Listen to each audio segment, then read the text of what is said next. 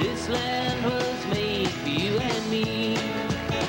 This land is your land. This land is my land. From California to New York Island. Hey, well, good evening, William. Well, Good evening. Joann, here's to you. Here's to you. It's our Friday night happy hour. Yes, it is. And cheers. Tonight I have a slightly different libation. Oh my goodness. It is a pomegranate cider Oh my. instead of my usual wine. So I'm dancing out and I'm going dangerous. I'm doing something a little bit different. What about you? You've got your old duels there, I see. The usual. Cheers to the people. Cheers to the people. Stick around, folks. You know, we're here to talk to my friend Joann, an internationalist who worked for years in the former Soviet Union republics to implement democratic processes, and who has a world of knowledge.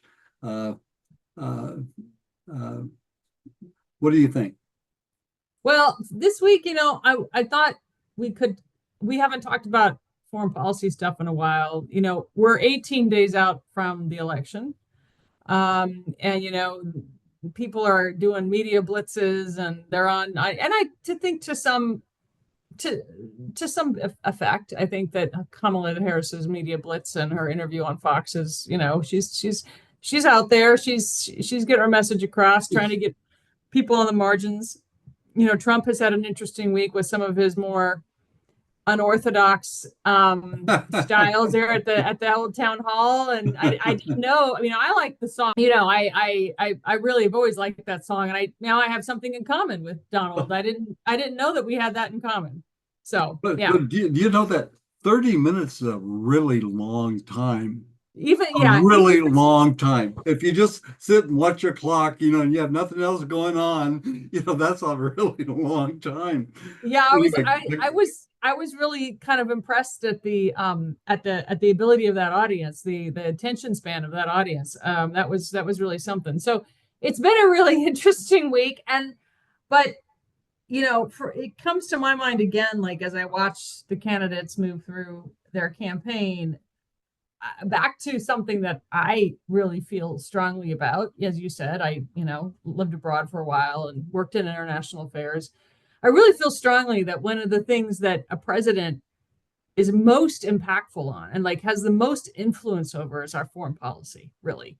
When at the end of the day, the economy and a number of other domestic issues have a real complex set of influences, and the president might have some, influence, but nowhere else as in our foreign policy does it, especially since we are the world's only superpower at this point. We have been for a while.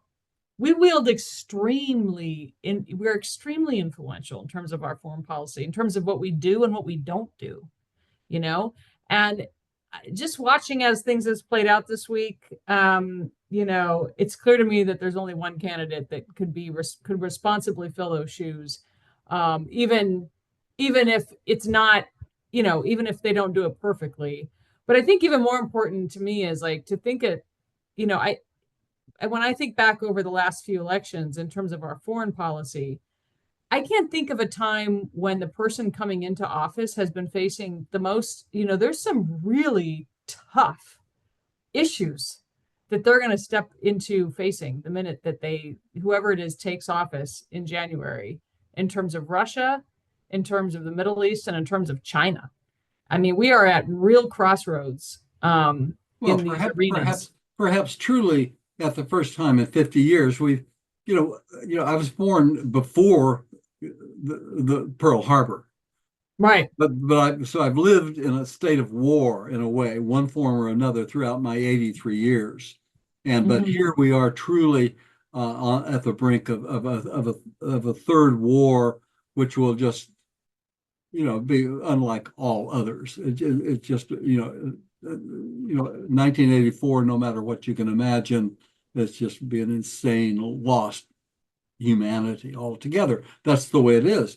And we're at the brink of that. And we are at a point where we have to make decisions about these things, and calm and mature decisions. And that's what I think you're talking about. Yeah, calm, mature decisions, but also to understand enough of the context and to understand how we need to calibrate to these different situations. Because you really can't talk.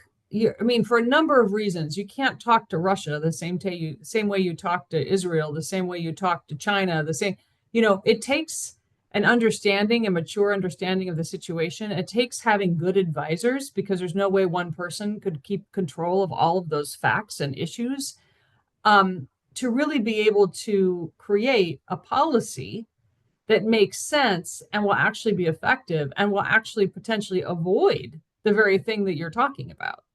And I especially, you mentioned that I lived abroad in Ukraine. So we can talk about Russia for a bit, because that's what I feel like more understanding of, even though I'm not, an expert, but I feel like right now with Ukraine, I mean, it's really clear to me. I mean, however much we feel like this election is existential in terms of our country, it's really existential in terms of Ukraine. For me, yes. clearly. Oh yeah. I mean, there's it's clear. How much of the Ukraine that during the 5 or 6 or however many conversations that Trump has been having with Putin, in the last 4 years or 3 years or however long these conversations are going on, what decisions have been made? I mean, this is just like, I mean, he openly is saying that in their private conversations they had without note takers before, while he was in fact president, he told Putin to just stay out until after he was gone, which opened it up for Putin to feel he could do what he wanted to, I suppose. Emboldened, and I think, and I think it's. I just want to say this. It's really, I mean, Putin is in many ways, a very despicable person. But the reason why he has the support of the Russian people that he does, which he mostly does. Yes, at this point. He mostly does. Because there's an orientation from the Russian people that the West has been disrespecting them for decades. Yes. Ever since the fall of the wall, there's been a never-ending expansion of NATO. There's been several times we said we weren't going to do something, which we did, because they were weak and they couldn't do much about it. And now there's a sense of being disrespected by the Russian elite, and they feel like Putin has carried that torch, has basically helped them. At least they feel like they've got some self-respect now in terms of how we're operating, even though we're at odds. And also very much when it comes to places like, well, especially Ukraine, there's this whole loss of empire thing. They think, they see themselves as reconstituting what was theirs already. They never really believed that Ukraine was an independent country. Right. They never really did. The only reason they said that is because they kind of had to, in the international system, embrace that. But they also knew that Ukraine was dependent on them for their market, was dependent on them in so many ways that they never really could be independent. So that's the only reason why they kind of agreed to recognize their borders. So, well, Khrushchev was from the Ukraine. Yeah. I mean, it was just like, it was just, well.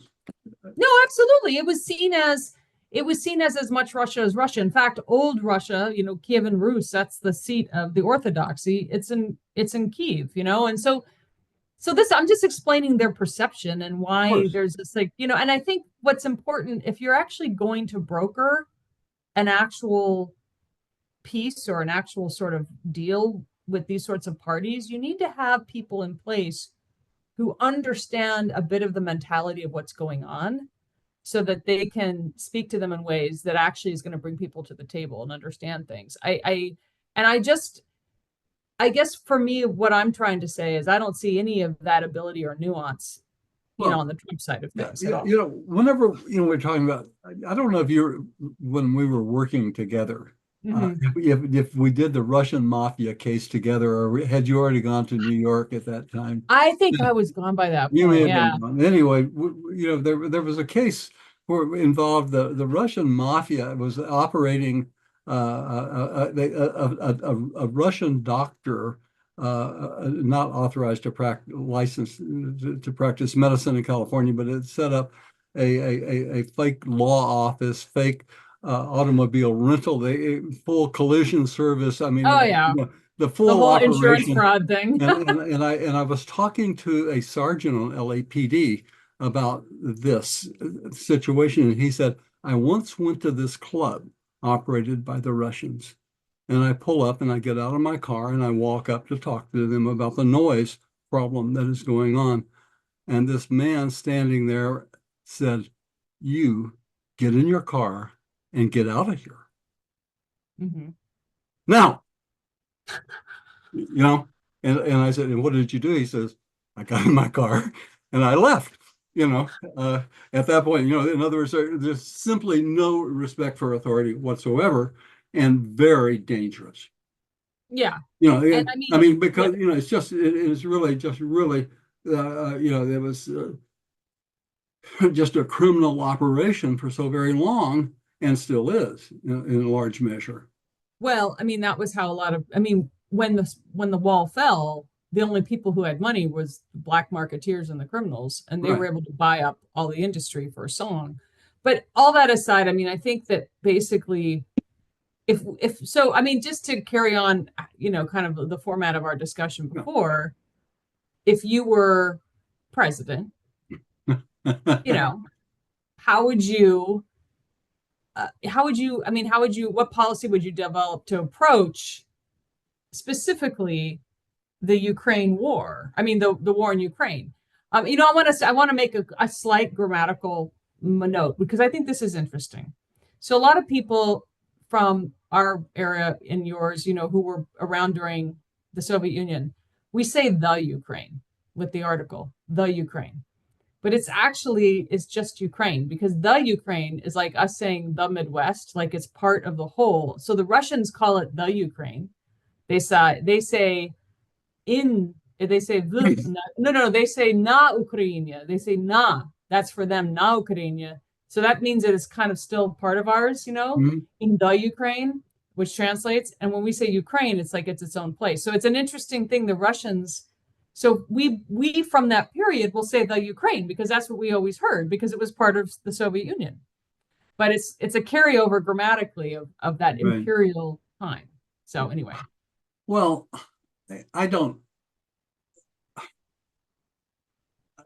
Well, I know you don't mean it that way. I'm just saying, okay. Well, I think just saying it's policy. interesting. Okay, policy wise, there's okay. Yeah. Let's keep in mind that I have, as we've discussed before, an overriding policy to never again make war against a people or a nation again, but to instead get police arrest warrants for despot leaders who are harming themselves and others individually, by act of Congress, and you take your case to the World Court of Justice and you say, in this case, let's say Putin and Russia,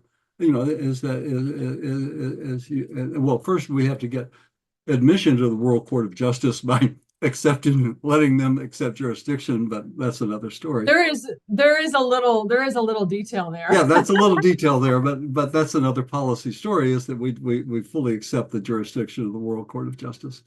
But which we haven't either. But to go there and to file the case there and to say to Putin personally, individually, come and defend your government here, and then knowing that in a way that the concept is to declare him an outlaw. In other words, that's what Congress says, is that he is acting outside the law. And so therefore, you as president are directed to take him into custody, to arrest him from what he is doing, or to arrest him personally. And it is a way of in a way of striking fear in a person who is doing something that is, that is incurring this direction of power. And so, that derives from another policy, and that is that you never do something unless you're ready to do it. And so therefore, that is, if that's your announced policy from the very get-go, at the very beginning, you have that policy in place already when you're dealing with, whether it's a Putin here or a North Korea dictator there, or whoever or wherever. That's just an overall policy that you have here. But here, particularly in terms of dealing with Putin, you have to make your case, directly, to the people of the United States first, I think, so that they understand the stakes of what's taking place here. I mean, this is, and a part of that is understanding that promises have been made and promises need to be kept for good reasons. And that is that Ukraine gave up its nuclear weapons, in exchange for a promise that we would take care of them and help them and protect them against exactly what Putin did once Trump left office. And you know what's shocking? Something I don't understand. I don't understand why Ukraine doesn't wave that in our faces more, and in Europe's faces. This Budapest Memorandum from 1994 that said the reason we gave up our nuclear weapons is because you said you would come to our aid if we ever had our territorial integrity threatened. And, they asked us for a no flyover zone, right, right at the beginning. And we didn't do it. And if established right at the beginning, it would have been effective. I think so. And really, well, it would have been effective on multiple levels, I think, not only just from fighter aircraft and bomber aircraft coming over and, flying over the borders, but also this whole new range of weaponry that's being deployed in this war in terms of drones and all of this other AI driven and the warfare that's going on that has been allowed to really develop on both sides. On both sides. And then, I guess maybe it's like hindsight's 100%. But at the time, everybody was saying, well, we're going to risk an actual direct confrontation with Russia if we enforce a no-fly zone over Ukraine. I suppose that's possible. I suppose that could have happened. But Russia is not Iraq. We imposed a no-fly zone in Iraq. Exactly. But yeah, there's probably truth in that.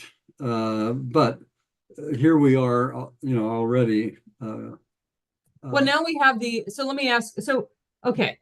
So in terms of the outlaw idea, which I think sounds good as a policy, but for me, I have big questions about how that would actually ever be. Well, okay, let's I think that my inclination is also to deal with this from a lawyerly standpoint, and that is again in terms of making the case, and whether it's and I think that the case needs to be made that we have to defend Ukraine, and I think our NATO allies agree with that, with the exception perhaps of Hungary and another.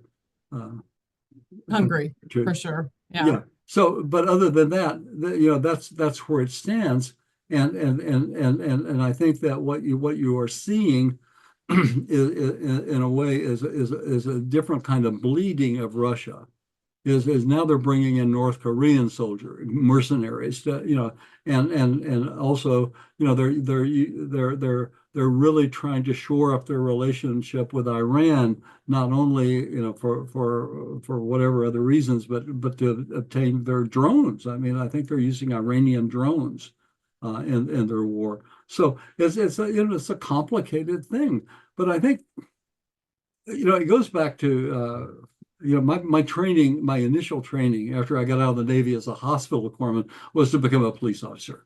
And as a police officer, you're trained, from the moment you walk into a room to have situational awareness.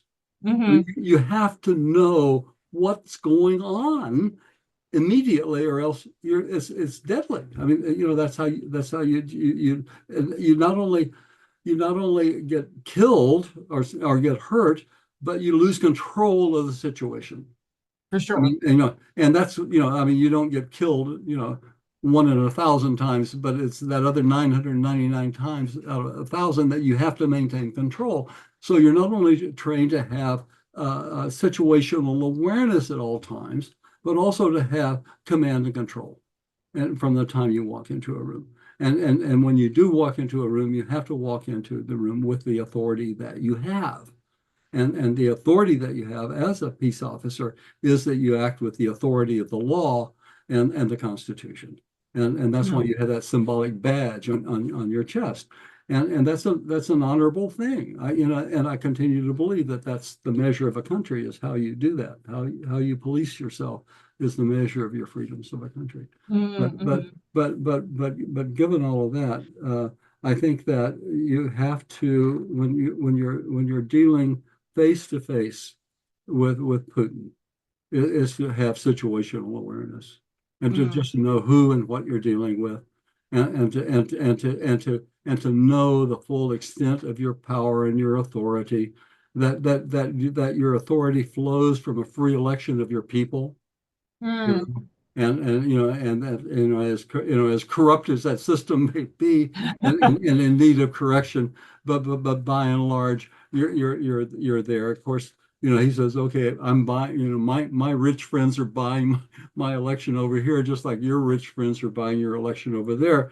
But Joann, if you and I are there having these talks about what the president would do, is that we would not have gotten there by the wealthy donations.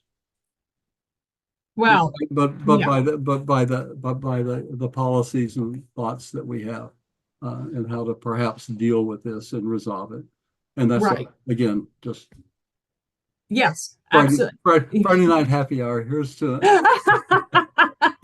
yeah. I mean, anyway, I don't know if I answered it, but in a way, is that specifically regarding Ukraine. I think initially when it was first being threatened, it was to recognize Ukraine immediately as a member of the Union, of the EU, and to hold off on NATO, because it really is threatening Russia. The essence of the Russian, you don't have to have Ukraine as a part of NATO to keep Ukraine as the buffer that it has always been between Russia and Europe, in a way, right in that between there. And so I mean, that was so what, given all of that, and what has taken place though now, and the boots on the ground, as it were, then you have some largely Russian-speaking areas in the east of Ukraine, who would really prefer to perhaps be with Russia in some regards, if it given a plebiscite in those areas. And perhaps I think that might be the answer, but how do you conduct it, and who conducts it, and what's left, and who's there to even vote in some of those areas that have been so devastated? Well, the other thing too is those areas haven't been voting in the Ukrainian elections ever since 2014. You haven't been able to conduct an election there. Right.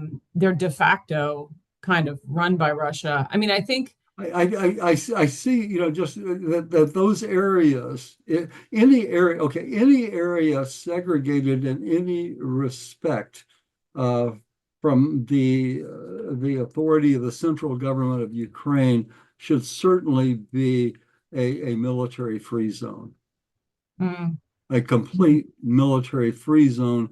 Really under NATO supervision. I'm not NATO supervision. Well, yeah, NATO supervision. Yeah, indeed.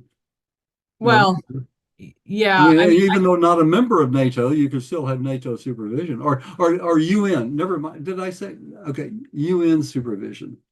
Actually, what happened? Yeah. What could be UN? What has actually happened in the past is OSCE, the organization I used to work for, was in those parts of Ukraine, and there wasn't, so because Russia was a member of the OSCE, that's always been a kind of buffer organization that's been able to work in places where NATO has not been able to work, and those sorts of things. But I do think that you're right. I think you hit on something, which is, I think it's about, as the chief diplomat, like, to understand the motivations and what's at play and what's behind what's happening. And what's behind what's happening is that Russia doesn't want Ukraine to be part of NATO because they're afraid of losing Ukraine entirely if that happens. They're afraid of, so they've created this sort of skirmish on its borders, not skirmish, it's a war now. But that has prevented them from being able to integrate. Bottom line, I think they're afraid of losing the Crimea. Well, they know they'll never lose Crimea. Crimea is done. Crimea, Well, no matter what happens, Crimea is never going back to Ukraine. I know that. What I'm saying is, but that still is considered a threat to Russia's occupation of Crimea. To its the vulnerability of its bridge, its connection. And I'm just saying that that's a part of Well, their that's a part of the perceived. negotiation, right? I Right. mean, like, honestly, what you hit on is basically we all know it, even though no one wants. It's one of those things you don't want to say, or no politician would say openly, because it would put Ukraine in a less powerful negotiation position. But everybody must know that Ukraine's borders at the end of this war are going to have to change.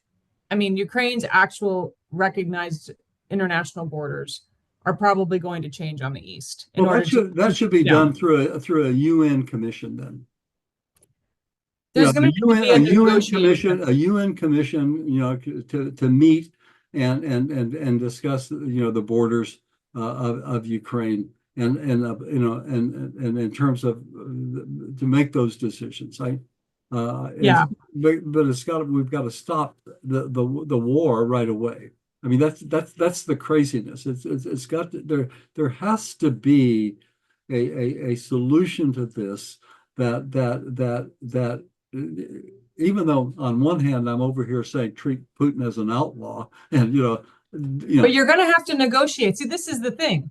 but over here, what at the end of the day, it's like everything else I ever tried to negotiate as a lawyer is that it's a win-win, really, and not a win-win, but he can at least walk away having some jurisdiction over this demilitarized area of Ukraine that is now, for whatever reason, choosing to affiliate with Russia, and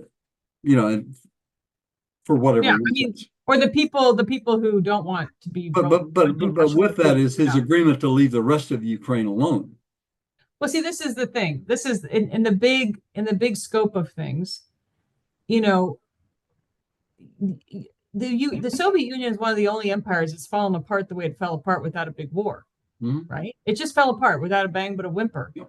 What you're seeing actually, and from a political science perspective, is that this is actually what's going on right now is actually part of the war that didn't happen, at the fall of the Soviet Union. You're seeing this because really Russia still felt like it had control over these, what they call its near abroad.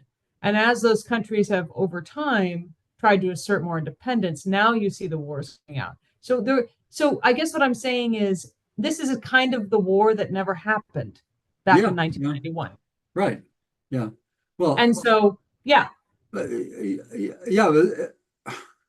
Exactly. I mean, it just sort of happened in a way. I've watched documentaries on it. I mean, as to the decisions and how they had Gorbachev locked up at the coup and take over the government. I mean, you talk about a clown show. Those 4 or 5 guys that showed up there, that were going to take over the government, and it was just insane as to how it all happened. But it did, and it was a good thing without a war.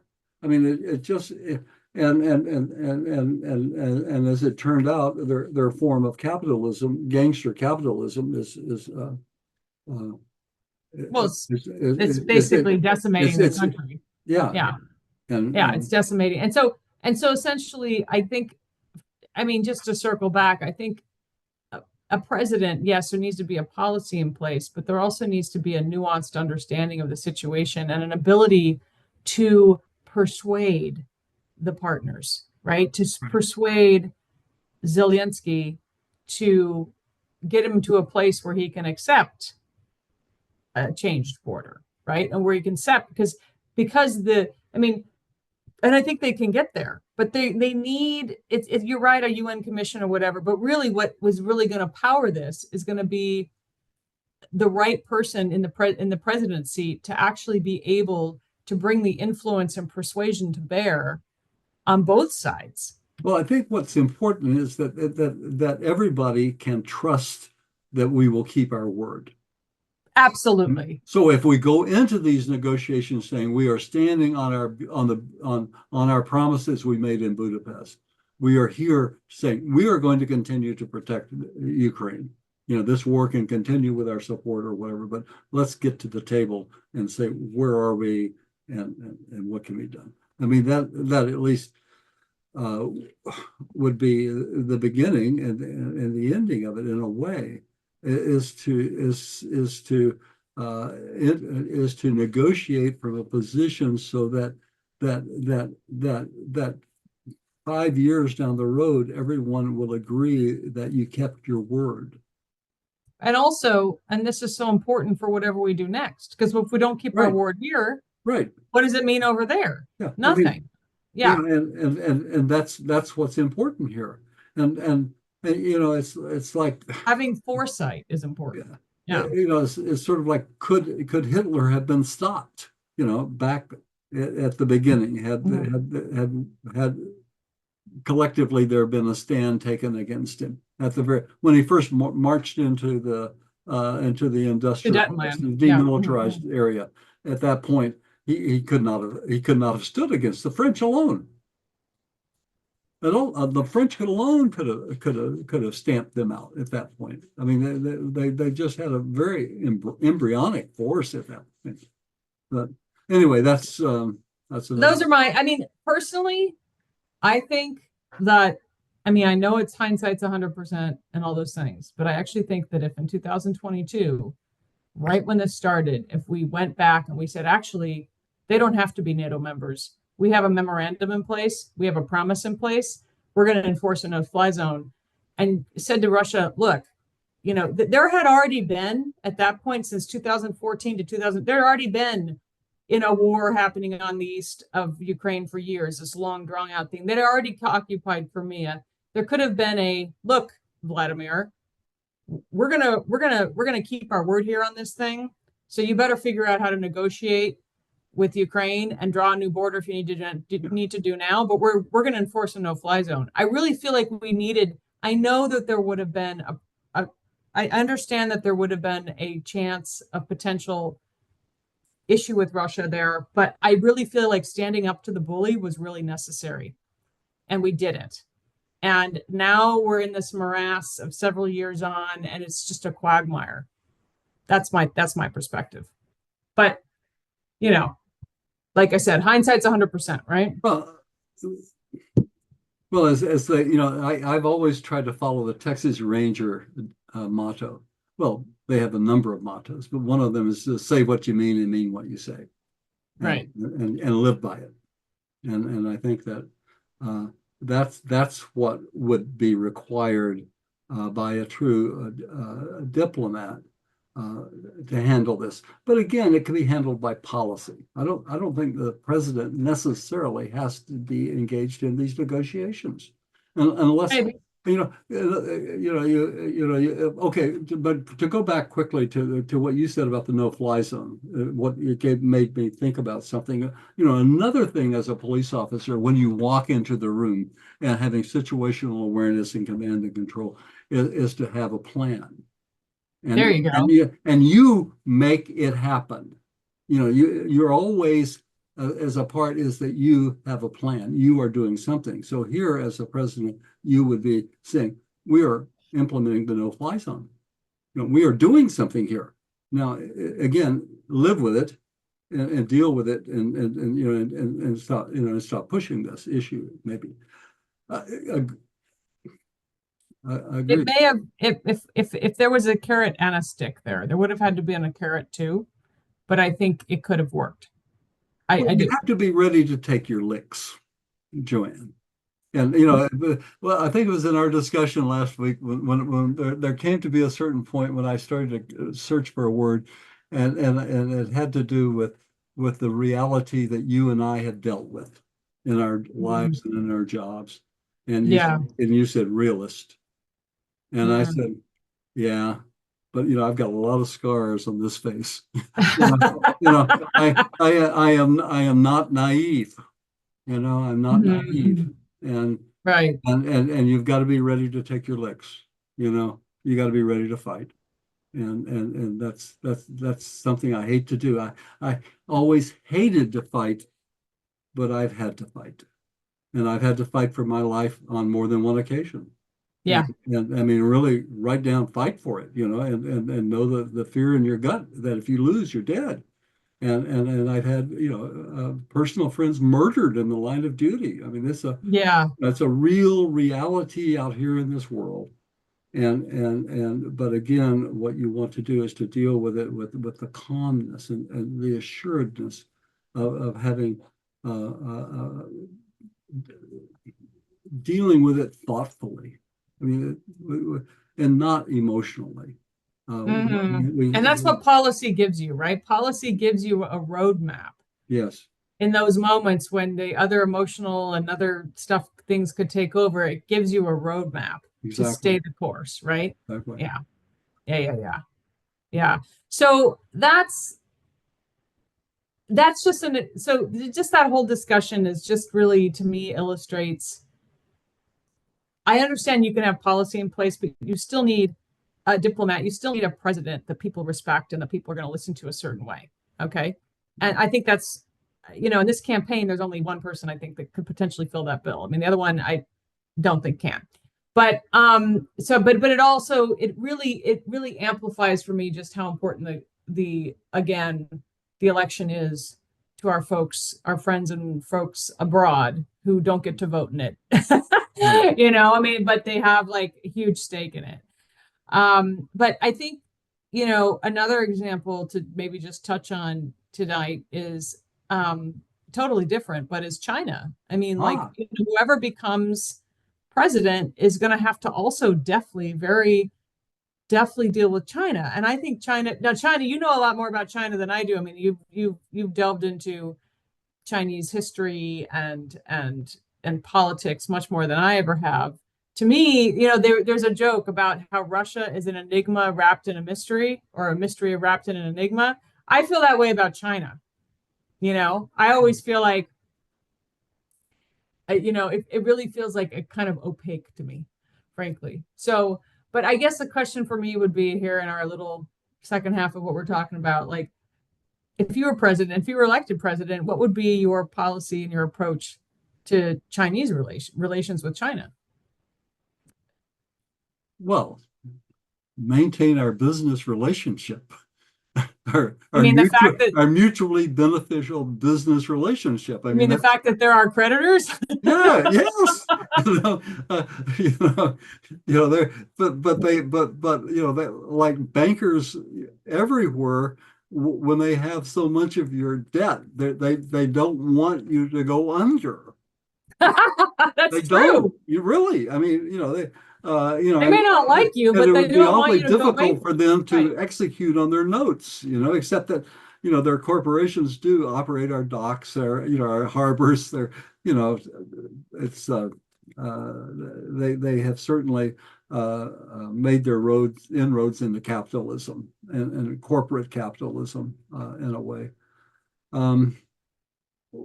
China, I think, it's a different story in a way. When you're dealing with Russia, I think I agree with you that we have to respect that they have been so threatened by us in so many ways, that they are so defensive and so, disrespected.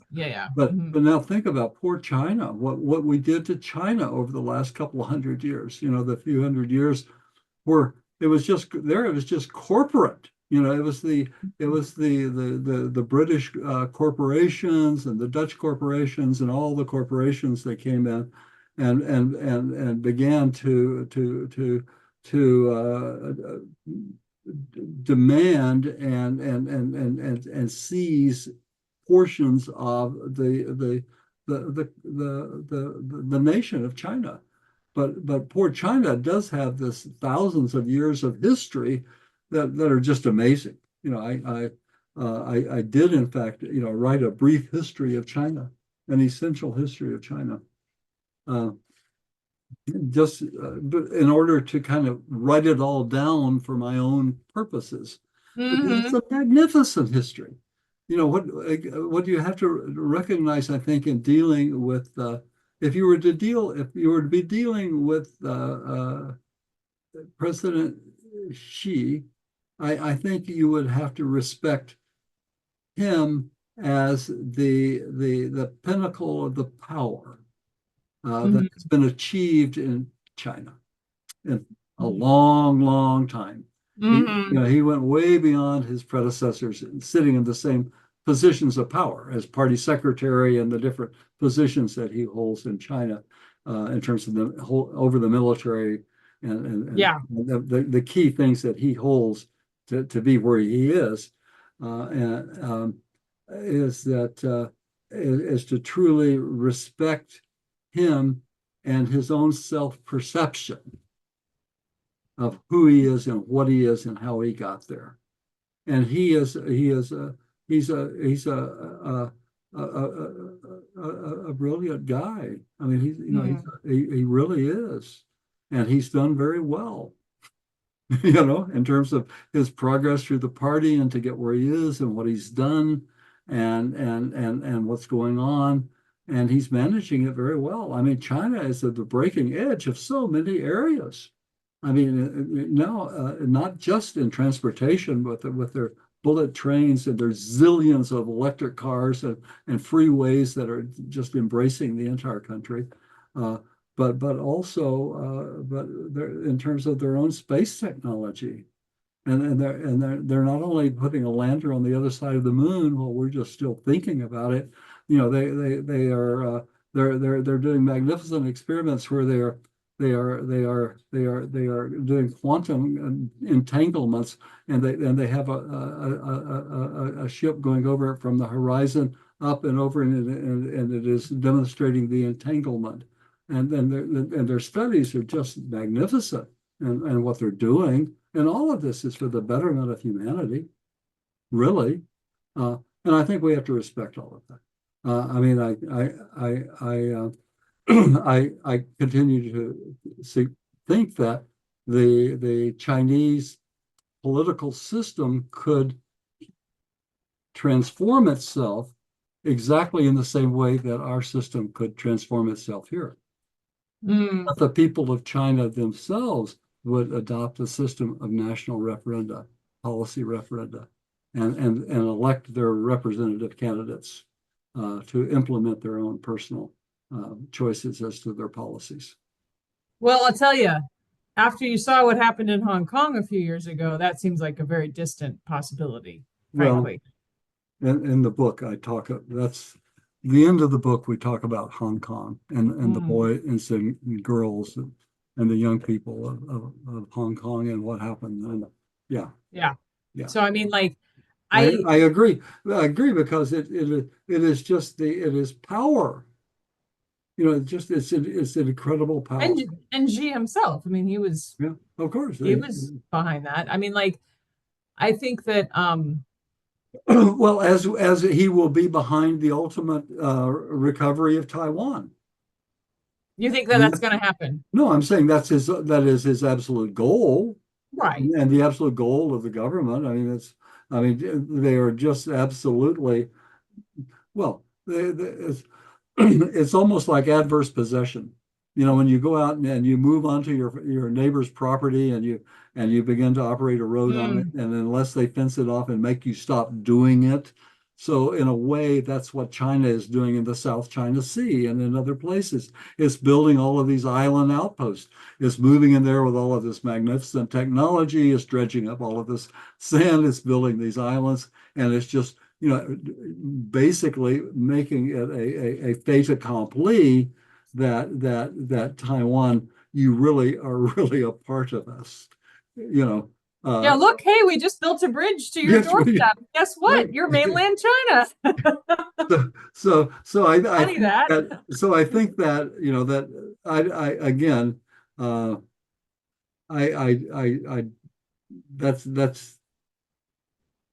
that's how I would think about China, and certainly do everything in my power to avoid a war over Taiwan. I mean, I think that's, in a way, that's being thought out politically, even in Taiwan itself, between the parties of Taiwan as to their alliance with with China with the Right. And so and so ultimately, given yeah, time it'll hopefully work itself out. it will come to its own conclusion. There you go. There you go. Well, I mean, I think that again, I think China is another country that's extremely important, and it needs a certain nuance to our Oh approach. yeah, And you not have to just a you have to and not just respect screaming and not just screaming tariff at the top of your voice. I mean, frankly. You well, know what I'm yes. saying? Oh, well, that's because tariffs are terrible. I mean, tariffs are a terrible thing to do to your competitors and your own people. I mean, that's what the Civil War was all about, in a way, was tariffs, to protect the North and maybe making the South, who produced commodities, to pay more for their products and things that they imported. It was like, uh, it's just like that's what wars are all about. No, tariffs, that's the stupidest thing that anyone could ever conceive. Well, I mean, but so I mean, I do feel like, but there, that so much of Trump's like platform is animated by a fear of the other, and the tariff is just another embodiment of that. It's just the tariff is more of this: we need to control, we need to block out external, like foreign, influences, businesses, whatever. And what I find about so interesting about his love of tariffs is that we're cutting off our own foot while we do that. I Of mean, a course, tariff is pretty much cutting off your own foot, and there's somehow a lack of even basic understanding of what a tariff actually is, and who is actually paying for the tariff, which is your exactly. domestic population is the one paying the tariff, Yeah, not them. You know, so I find it interesting. In China, when people talk about tariffs, the first thing they think about is China. right. That's they think that's I mean that's the first country we all think about in terms of tariffs, right? Well, I think That's the we first one he thinks so. So Well, I think we should do business with China, but I do think that China has to abide by uh, intellectual our property rules. yes, that's I was trying to get to our standard of justice, in a way of civil justice. They've made some progress in their courts, enough that big companies are in fact doing business in China, subject to those laws. And there are a lot of Chinese lawyers, Hmm. doing business. So I think that, again, given time, that's where we're evolving to, is a rule of law. Uh, but right now, no, they you don't want to have an industrial secret left on your desk. You know, it's like everything's up. Well, okay, but again, go back to the beginnings of this country. We did the very same thing to the English. We stole their technology and their textile mills and things that And their recipes for tea. all kinds of things, and Yeah. brought them to this country. And so, in a way, that's business. Uh, and that's, in a way, see, that's why Trump. When you were talking about it earlier, I was thinking what he really is. It's completely transactional. In other Yes. words, his giving away in conversations with Putin, Eastern Ukraine, in a way, if that's what he says, yes, you can just have this without any regard to treaties or our word or anything else. It's just simply transactional, which may have to do with the Trump Tower in Moscow. You know, I mean, Well, and he and is and that also threat. and also his Yeah. direct assistance. I mean, there already there was the millions of dollars being spent. There was just the Justice Department filing against the Russian operatives, directly attempting to influence the election. Uh, uh, Well, who benefits? That's the the old question, the question. old journalist question. Yeah. Who benefits from all of this? And, Hmm. Hmm. and Yeah. Yeah. Well, I think, we're 18 days out from the election. I do feel like there's a gathering. I don't want to sound too optimistic because I don't know what's going to happen. And I think it's extremely, like, nobody can really predict. It's like razor's edge type of thing. But I feel like there's a gathering real questioning and from all kinds of corners about many things that have been said by the Trump campaign. And I thought, for me, I mean, I brought up the tariff thing just as an ending note, was that interview with was it the Wall Street Journal? Oh, no, the Economic Club this past week. He was being interviewed by Bloomberg. He was being interviewed by Bloomberg. And that's when they had the whole tariff conversation. And it was a very tense interview. And it's very clear that, to me, what gives me some hope for what the outcome of the election will be is that it's clearly the business elite is, when it comes to Trump, the business elite is not, I mean, yeah, there's like the Elon Musk of the world, but I mean, the business elite was in that economy club and they were not buying what he was selling. Right. So, yeah, that was kind of an interesting interview this week. And I just want to say, this week there's been a lot of, I mean, the media has been kind of at the margins in this campaign for a while, but that really changed over the last week to 10 days. I mean, they've been doing a barrage of media interviews. And I feel like at least the media now has provided a platform for some interesting give and take. I mean, the Fox News interview was also interesting in terms of how Kamala stood up for herself and, showed some chutzpah there moments. And I feel like through the crucible of some of these interviews, you are getting more of a picture of things than you would have without them. And I feel like the media, at least in that piece, is doing a little bit of its job. Well, one last thing as a police officer, and as an old cop, and thinking about when you learn something, and that is when people say they're going to do something, you better worry that they're going to do it. And it appears in the last week or two or more, Trump has really just sort of really gone off the rails, and he's making really wild and crazy threats.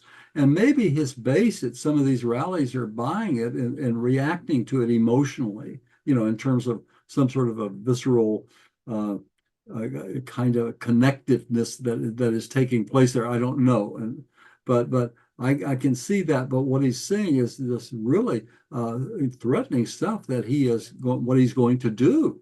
And he's mentioning the Pelosi's and so forth and so on. And these are just not just political enemies, but it's whoever he decides is an enemy. And he's going to use the full power of the government against them. Now that's dangerous stuff. Yeah. I mean, we are now recording this, and we're going to put it on YouTube, and let's assume it goes viral, and it goes viral, and suddenly Donald Trump hates Joann and this other guy. What's his name? But yeah, what's his name? Let's not say his name directly. But you know what? That's exactly precisely the chilling effect, right? Sure, it is. The fact that you and I even in our little YouTube chat, the fact that we're even now having to think about that's the chilling effect of that type of speech coming from a person who could potentially have power, and that's why it's said. Well, it's to keep you from doing it even before you say it. Right. I've certainly read my share of thrillers, and in terms of governmental killers coming after you and all of this stuff, there is that.